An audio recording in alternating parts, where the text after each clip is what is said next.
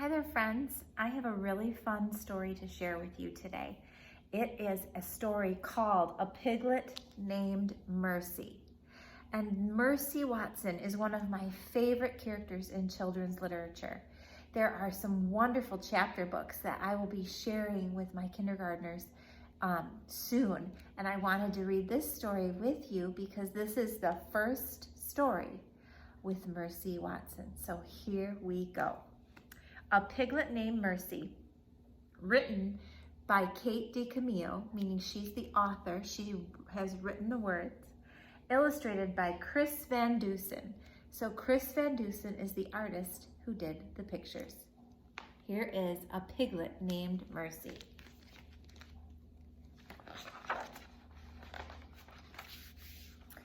There is our title page. There's a little clue over here as to something that Mercy Watson loves. Mr. and Mrs. Watson lived in a house on Deckawoo Drive. Deckawoo Drive was an ordinary street in an ordinary town.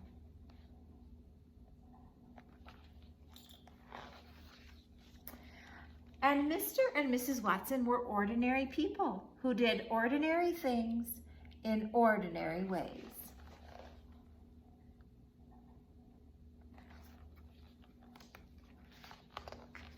One day, Mrs. Watson said to Mr. Watson, "I wonder if we aren't just the tiniest bit too predictable."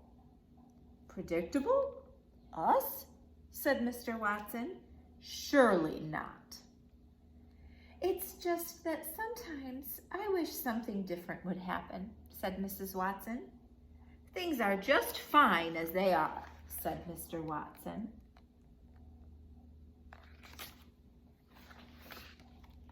But then something different did happen.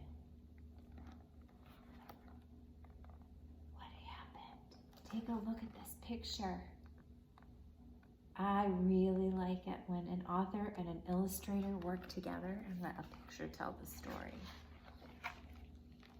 Someone very small and not at all ordinary found her way to the Watsons' house on Deckawoo Drive. See if you can spot that, that little someone who found her way to the Watsons' house.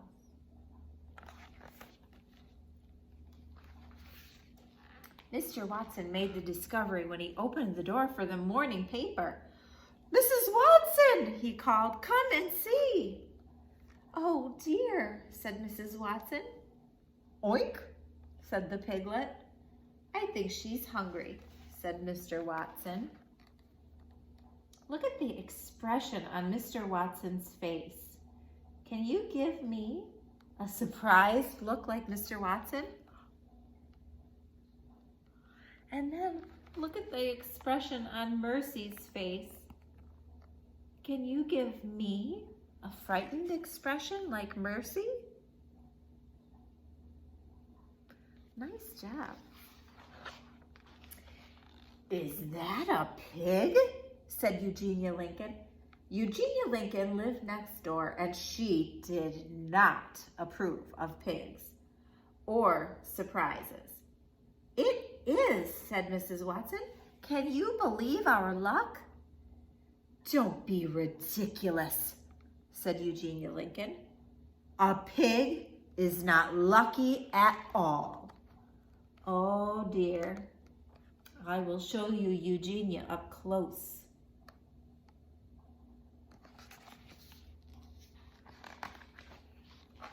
"Do you think perhaps the piglet would like a bottle of warm milk?" said Baby Lincoln. Baby was Eugenia's younger sister, and she was fond of surprises and piglets. Mr. Watson scratched his head. "A bottle of milk? I don't know. This is all so unpredictable." "Leave it to me," said Baby Lincoln. "Oink," said the piglet again. So here is Eugenia, and here is Baby. They are sisters. Mrs. Watson picked up the piglet and took her inside. She wrapped her in a blanket. "Have you ever seen anything so darling?" she said. "Never," said Mr. Watson.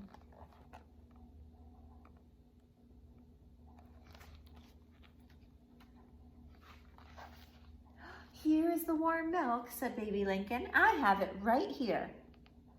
Eugenia said, "This is absurd." The piglet did not think it was absurd at all. She drank the entire bottle.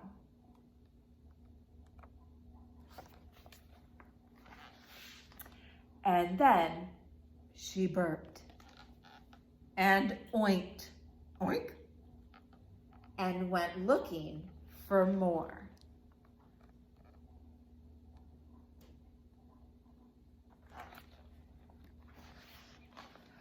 "Oh my goodness," said Mr. Watson. "Watch out," said Eugenia.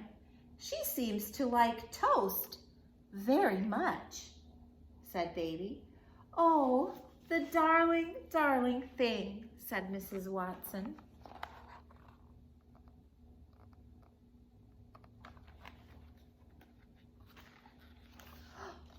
"Mr. Watson," said Mrs. Watson, "perhaps you would like to hold her for a bit?" "Certainly," said Mr. Watson. He took the piglet in his arms. He rocked her. He hummed.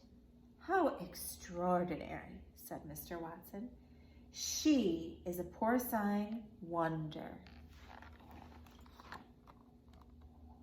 How do you think Mercy is feeling now? "This piglet is a wish come true," said Mrs. Watson. "What a mercy she is," said Baby. "There you go," said Mr. Watson. "We will call her Mercy." "She is not a mercy," said Eugenia. "She is a pig." "Oink, oink," said the piglet. "You cannot name a pig Mercy," shouted Eugenia.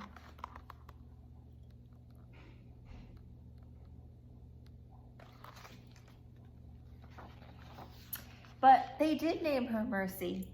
She was entirely unpredictable. She was not at all ordinary. And she was very, very loved.